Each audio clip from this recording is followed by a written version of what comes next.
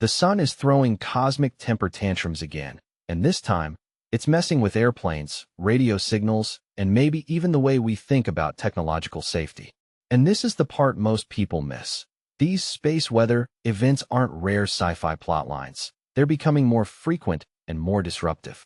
Solar flares, massive bursts of energy from the sun, can grow so large and powerful that they threaten satellites, power grids, and critical electronics on and around Earth.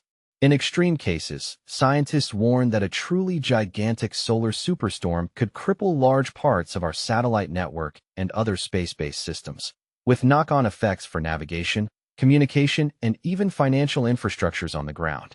It sounds dramatic, but for engineers and space weather experts, this is a very real concern they actively plan for. But here's where it gets controversial. Even modern commercial aircraft, built with layers of redundancy and safety systems, are not completely shielded from intense solar activity. Over the weekend, Airbus recalled thousands of A320 passenger jets after discovering a flaw that allowed strong solar radiation to interfere with onboard electronics and corrupt data essential for flight control operations. That means radiation from the sun didn't just cause noise in the system. It reached information that pilots and automated systems rely on to keep the aircraft flying safely. The impact on airlines has been huge.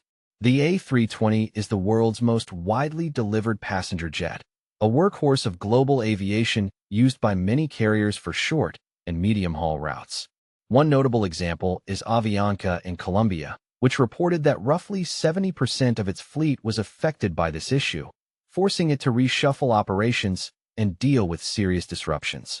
When a design problem touches such a popular aircraft model, it stops being a niche technical story and becomes a large-scale operational headache.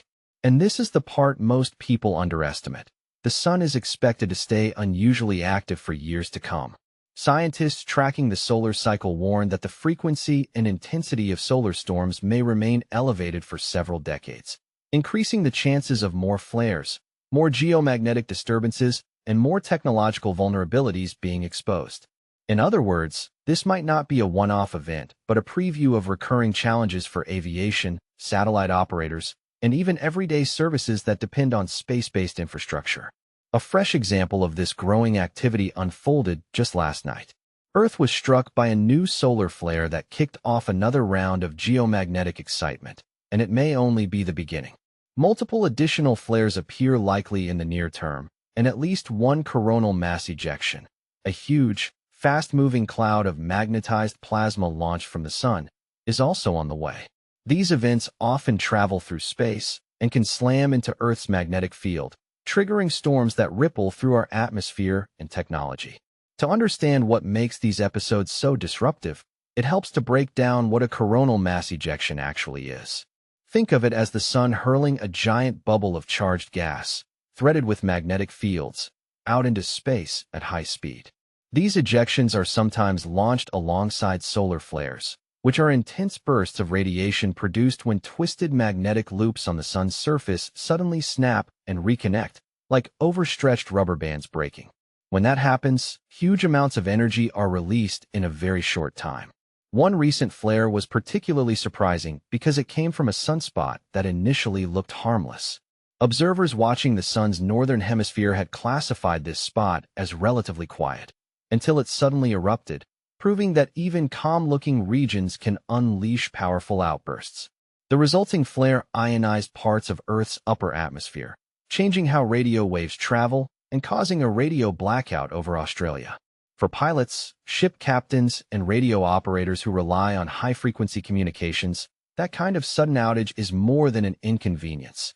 It's a serious operational risk. And this is where it could spark debate. As more sunspots appear on the solar surface, experts anticipate a busy spell of solar storms in the near future, with the potential for further disruptions in space and on Earth. On the downside, that means more risk to satellites, aviation, and communications. On the upside, these storms can also create spectacular auroras, pushing the northern and southern lights farther toward the equator and giving more people a chance to see them with the naked eye. Is the trade-off between risk and beauty worth the increasing exposure of our technology to space weather? So here's the big question for you. Should governments and companies be investing far more aggressively in shielding, backup systems, and predictive monitoring for solar storms, even if it's expensive and politically unpopular? Or are these risks still small enough that we're overreacting to rare events? Do you think stories like the Airbus A320 recall are warnings we must take seriously, or signs that modern technology is already robust enough to handle whatever the sun throws at us? Share your thoughts. Is humanity prepared for decades of wilder space weather, or are we flying blind into the storm?